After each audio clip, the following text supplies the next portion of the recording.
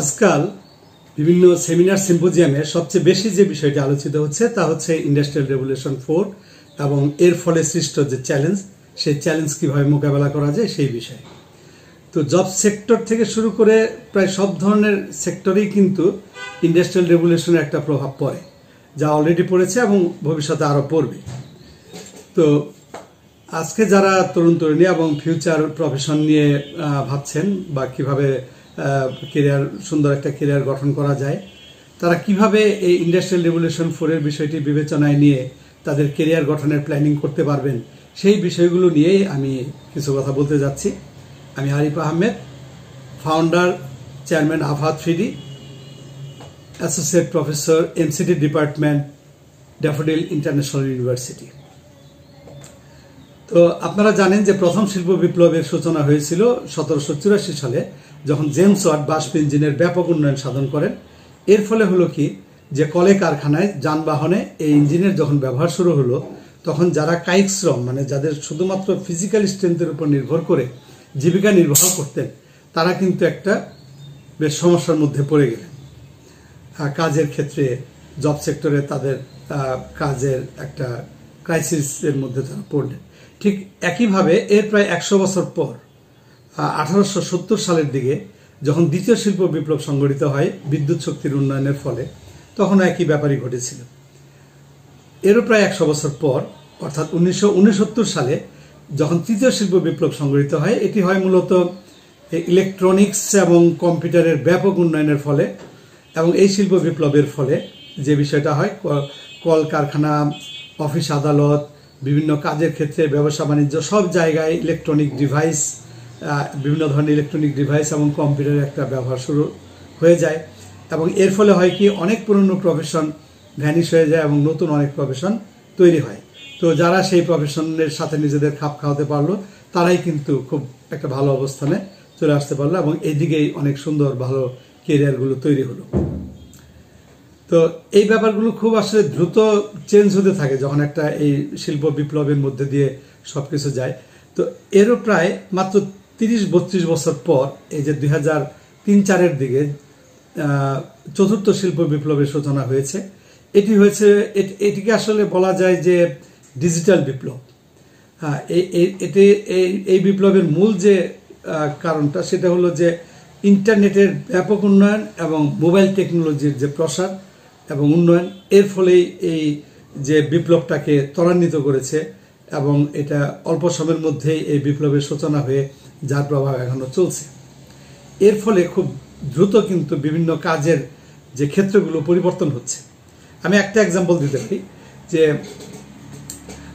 আজ থেকে 10 বছর আগে স্ট্যান্ড ফটোগ্রাফি, অর্থাৎ যে মুভি তৈরি করার জন্য ইন্ডিয়ার একটা কোম্পানি, যারা বলিউডের বিভিন্ন মুভির শুটিংয়ের জন্য সেখানে স্ট্যান্ড ক্যামেরাম্যান ঝুঁকি নিয়ে তারা হেলিকপ্টার দিয়ে শ্যুট করত, তাদের একটা বিশাল একটা চাহিদা ছিল এই ফিল্ম ইন্ডাস্ট্রিতে। তাদের শিডিউল পাওয়াই খুব কঠিন একটা ব্যাপার ছিল সেই সময়। অথচ এই মাত্র 10 বছরের ব্যবধানে একটা ছোট্ট একটা যন্ত্র, মানে ড্রোন, এসে তাদের পুরো বিজনেসটাই বন্ধ করে দিয়েছে। এরকম প্রতিটা সেক্টরেই কিন্তু এই ব্যাপারগুলো ঘটছে এবং আরও অনেক প্রফেশনের ক্ষেত্রে এই বিষয়গুলো ঘটতে যাচ্ছে।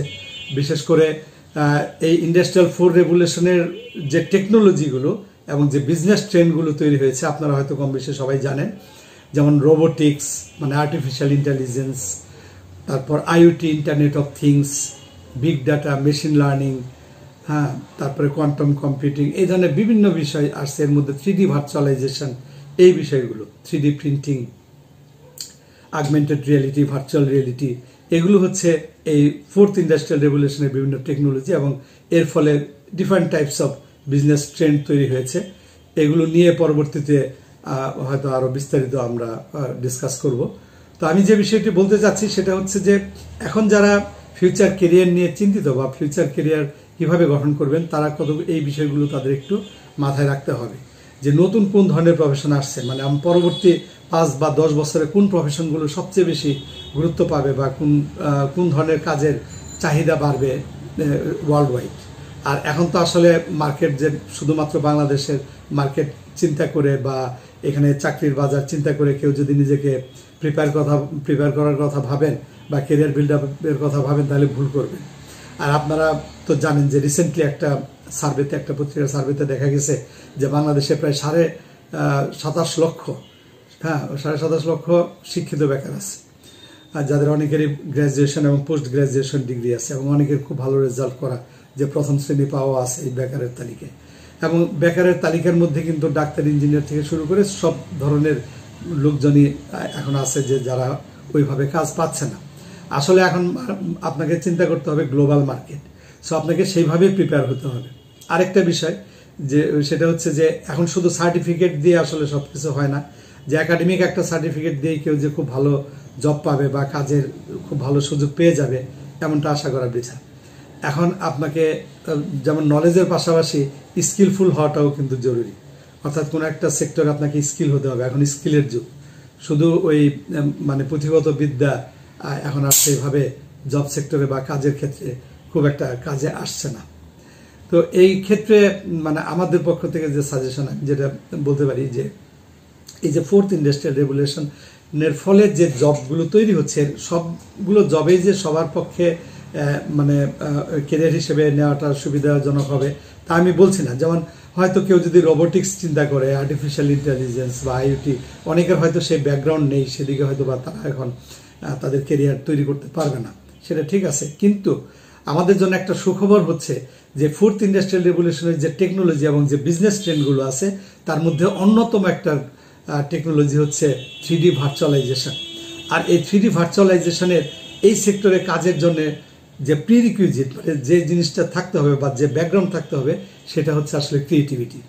আর আপনারা জানেন যে প্রত্যেক মানুষই আসলে ক্রিয়েটিভ, জন্মসূত্রেই সে ক্রিয়েটিভ, মানে সে যখন জন্ম নেয় তখন সে ক্রিয়েটিভ হয়েই জন্ম নেয়।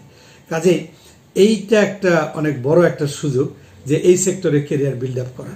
আর এটা কিন্তু ইন্ডাস্ট্রিয়াল রেভলিউশন 4 এর ফলে যে ধরনের বিজনেস ক্রিয়েট হচ্ছে, যে ধরনের জব সেক্টর ক্রিয়েট হচ্ছে, প্রত্যেকটা জব সেক্টরে প্রত্যেকটা বিজনেস বা কাজের ক্ষেত্রে এই 3D ভার্চুয়ালাইজেশনের একটা ব্যাপক ব্যবহার কিন্তু আছে। ফর এক্সাম্পল আমরা বলতে পারি, যেমন ধরেন AR/VR, augmented reality, virtual reality, এখানে 3D ভার্চুয়ালাইজেশন বা 3Dতে যারা স্কিলফুল তাদের কাজের একটা ব্যাপক সুযোগ থাকবে, নো ডাউট।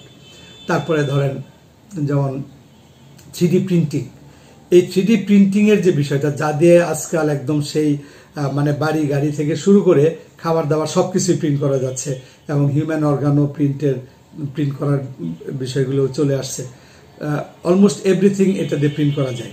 তো এই প্রিন্টার আসলে যেমন মোবাইল ফোনে এসে আমাদের জীবনযাত্রার যে ব্যাপক পরিবর্তন ঘটায় ফেলছে, এটা প্রিন্টার, এই 3D প্রিন্টিং যে টেকনোলজি, এই টেকনোলজিটা কিন্তু আমাদের জীবনযাত্রার মধ্যে ব্যাপক পরিবর্তন নিয়ে আসবে। কাজে এই 3D প্রিন্টিংয়ের যে কাজ, এখানেও কিন্তু যারা 3Dতে স্কিলফুল হবে তাদের কিন্তু ব্যাপক কাজের একটা সুযোগ থাকবে এবং এটা একদম আমাদের লাইফস্টাইল থেকে শুরু করে সব কিছু চেঞ্জ করে দিবে, এতে কোনো সন্দেহ নেই। আচ্ছা, আরেকটা বিষয় সেটা হচ্ছে যে এই 3D ভার্চুয়ালাইজেশনে যেমন আমরা যদি দেখি যে গেমিং একটা বিশাল ইন্ডাস্ট্রি, যার মোর দেন 20% হচ্ছে গ্রোথ রেট, হ্যাঁ, অ্যানুয়াল গ্রোথ রেট এটা 20%-এর বেশি এই গেমিং ইন্ডাস্ট্রি, সেখানেও কিন্তু 3Dর ব্যাপক কাজের সুযোগ আছে। তারপরে যেমন AR/VR-এর কথা তো আগেই বললাম, এমনকি একটা রোবট বানাতে গেলেও কিন্তু এই রোবটটা 3D প্রিন্টারে প্রিন্ট হবে এবং তার ডিজাইন, এখন কিন্তু একটা গাড়ির ডিজাইন, বিমানের ডিজাইন থেকে শুরু করে সবকিছুই কিন্তু আগে কম্পিউটারে 3D সফটওয়্যার দিয়ে ডিজাইনটা তৈরি করা হয়, তারপরে সিমুলেট করে দেখে সেইভাবে সবকিছু করা হয়। এবং আপনারা জানেন যে একটা বাড়ি থেকে শুরু করে বাড়ি গাড়ি সবই কিন্তু এখন 3Dতে আগে ডিজাইনটা করে, তারপর সেটাকে ইমপ্লিমেন্টেশনে যায় বা ইন্ডাস্ট্রিতে সেটা প্রোডাকশনে যায় তারা। আর 3D প্রিন্টার অ্যাভেলেবল হয়ে গেলে তখন কিন্তু 3Dতেই ডিজাইনটা করবে এবং তারপর সরাসরি হয়তো 3D প্রিন্টার দিয়েই সে প্রিন্টের কাজটা হয়ে যাবে। তো আমরা পরবর্তীতে 3D প্রিন্টারের উপরে আরও কথা বলবো।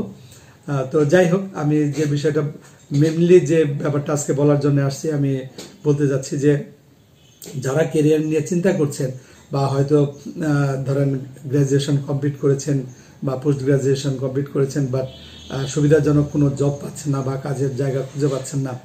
আর আসলে এখানে আমাদের দেশে কিন্তু জবের সেক্টরটা খুবই সীমিত, এটা আপনারা অবশ্যই স্বীকার করবেন। সেই ক্ষেত্রে এইভাবে জব না খুঁজে বরং আপনি কোনো একটা সফটওয়্যারে যদি স্কিল হন, যে সফটওয়্যার বা যে কাজটা অ্যাপ্লিকেশন সফটওয়্যারগুলো যেটা আপনার যার ডিমান্ড ফিউচারে আরও বাড়বে বা এখনও ডিমান্ড আছে, ওয়ার্ল্ড মার্কেট, বিশাল ওয়ার্ল্ড মার্কেট তৈরি হয়েছে, সেই ক্ষেত্রে যদি আপনারা আপনাদেরকে স্কিলফুল করেন তাহলে কিন্তু আপনাদের কাজের কোনো অভাব হবে না। তো আমি এক্ষেত্রে বলতে পারি যে আমি স্পেসিফিক বলি যে যদি কোনো 3D software like 3D Studio Max, Maya, Blender, Cinema 4D, Houdini এই ধরনের কোনো একটা 3D সফটওয়্যারে যদি আপনারা মডেলিং তৈরি করার থেকে শুরু করে টেক্সচারিং, অ্যানিমেশন, লাইটিং, রেন্ডারিং এই ধরনের কাজগুলোতে, ক্যারেক্টার অ্যানিমেশন, সিমুলেশন অ্যানিমেশন এই ধরনের কাজে যদি আপনারা দক্ষতা তৈরি করতে পারেন তাহলে আমি নিশ্চিত করে বলতে পারি যে আপনাদের কাজের কোনো অভাব হবে না, কি দেশে কি দেশের বাইরে।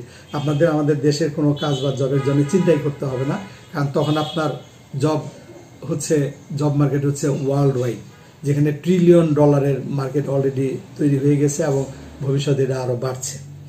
এক্ষেত্রে আমি আপনাদের জন্য যে অফারটা দিতে পারি সেটা হচ্ছে যে আপনারা জানেন যে আভা 3D প্রায় 25 বছর ধরে এই 3D অ্যানিমেশন সেক্টরে কাজের ক্ষেত্রে এবং ট্রেনিং প্রোভাইডের ক্ষেত্রে এবং বিভিন্ন প্রতিষ্ঠানকে সাপোর্ট দেওয়ার কাজ করে যাচ্ছে।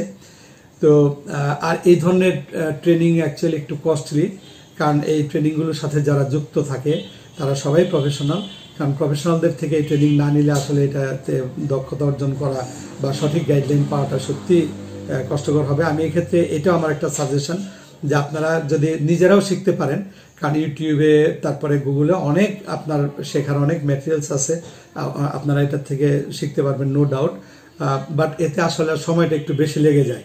যদি কেউ কোনো ইনস্টিটিউটের হেল্প নিয়ে শিখেন তাহলে হয়তো আপনার টাইমটা শর্টকাট হবে, মানে আপনি হয়তো 1 বছরে নিজে নিজে যতদূর যেতে পারবেন 2 মাস বা 3 মাসের মধ্যে কোনো একটা ইনস্টিটিউটে হেল্প নিয়ে যদি আপনি শিখেন কোনো টিচারের বা মেন্টরের, তাহলে আপনি হয়তো দ্রুত সেই জায়গাটা পৌঁছাতে পারবেন।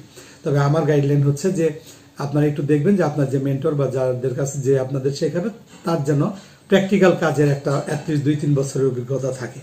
যদি অভিজ্ঞতা সেভাবে না থাকে তাহলে সে কিন্তু আপনাকে অন্তত এই সেক্টরে আপনার স্কিল ডেভেলপমেন্টের ক্ষেত্রে খুব বেশি হেল্প করতে পারবে না।